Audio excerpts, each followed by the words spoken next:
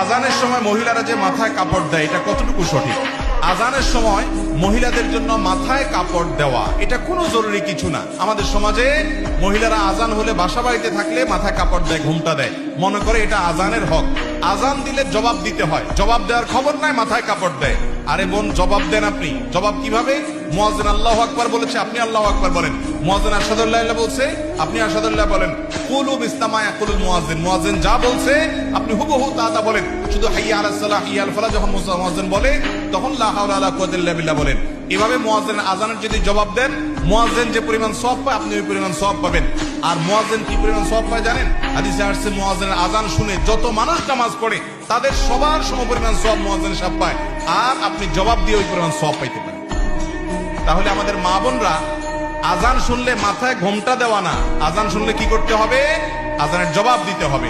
হ্যাঁ, আপনি যদি বাহিরে বেপর্দা থাকেন তাহলে আজান শুনলেও ঘোমটা দিবেন, আজান না শুনলেও ঘোমটা দিবেন। আর বাসা বাড়িতে গৃহস্থলী কাজে আছেন, এখানে আপনার শ্বশুর আছে, আপনার স্বামী আছে, অন্য কেউ গায়ে মাহারাম নাই, আপনার ঘোমটা দেওয়ার দরকার নেই। আজান শুনে এটা কোনো আবশ্যক বিষয় নয়।